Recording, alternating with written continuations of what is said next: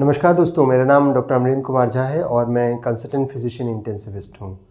जो अभी कोविड के दौरान एक और बातें सामने आ रही हैं कि जिन लोगों के अंदर भी जो विटामिन डी की डेफिशिएंसी है, उनको सिम्पटम्स ज़्यादा आ रहे हैं और उनको कोविड संक्रमण होने की भी संभावनाएं ज़्यादा रहती है। देखिए, ये जो संभावनाएं हैं, विटामिन डी से तो बहुत ज़्यादा फ़र्क नहीं पड़ता है, लेकिन फिर भी इंडियंस में देखा गया है कि बहुत लोगों में विटामिन डी की कमी आ रही है।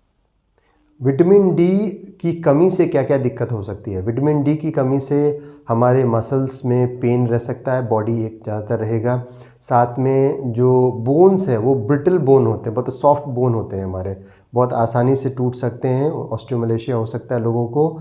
यदि बच्चों में विटामिन डी की कमी होती है तो एक कंडीशन बोलते हैं रिकेट्स, मतलब उनका जो बोन है वो मैलफॉर्म्ड रहता है, वो सही तरीके से बना नहीं रहता है और बहुत जल्दी टूट भी जाता है और उसका शेप भी सही नहीं होता है। तो इस कंडीशन को रिकेट्स बोलते हैं।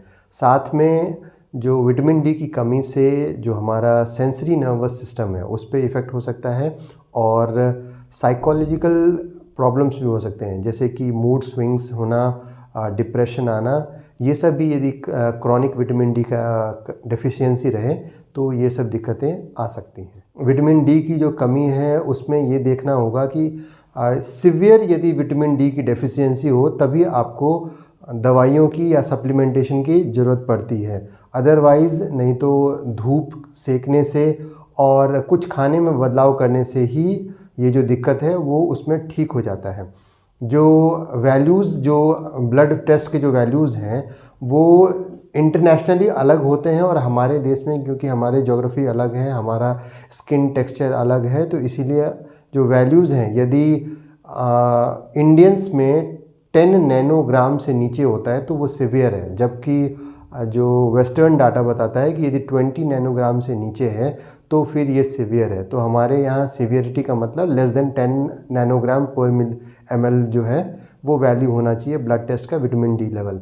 तो यदि एक बार यदि किसी का vitamin D level less than 10 nanogram आ रहा है तो उन लोगों को 60,000 यूनिट्स जो विटामिन डी का सैशे आता है वो स्टार्ट कर देना चाहिए। यदि एक सप्ताह में एक बार विटामिन डी का सैशे लेना पड़ता है 60,000 यूनिट्स और कम से कम 6 वीक्स तक इसको कंटिन्यू करना चाहिए। उसके बाद जो डेली रिक्वायरमेंट है, हमारा जो एडल्ट इंडियन एडल्ट है उसका जो डेली रिक्वायरमेंट है वो 600 to 800 इंटरनेशनल यूनिट्स है। तो एक बार जब ये 1.5 महीने तक के लिए ये दवाई ले लेते हैं 60,000 यूनिट्स वाला पर वीक वाला, उसके बाद फिर आप पर डे के हिसाब से 1000 या 1200 जो इंटरनेशनल यूनिट्स है उतना आप यदि विटामिन डी का सप्लीमेंट लेते हैं तो फिर कुछ महीनों में पूरी तरीके से विटामिन डी की जो कमी है वो रिकवर कर जाती है। खाने में वो कौन सी चीज़ें हैं जिससे कि हमारे अंदर विटामिन डी मिल सकता है हमें?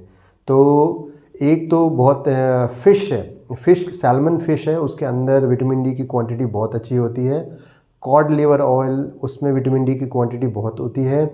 चीज़, योगर्ट, इसके अंदर विटामिन डी की क्वांटिटी अच्छी होती है। मशरूम के अंदर विटामिन डी की क्वांटिटी अच्छी होती है। और ऑर्गन मीट जो कलेजी है उसके अंदर विटामिन डी की जो क्वांटिटी है वो बहुत अच्छी है। तो एक तो हम लोग को हर दिन आधा घंटा लगभग धूप में समय बिताना चाहिए और साथ में ये जो फूड्स हैं इन फूड्स की भी क्वांटिटी हमें अपने खाने में बढ़ाना पड़ेगा जिससे कि हमें विटामिन डी का जो सप्लीमेंट मिल सके।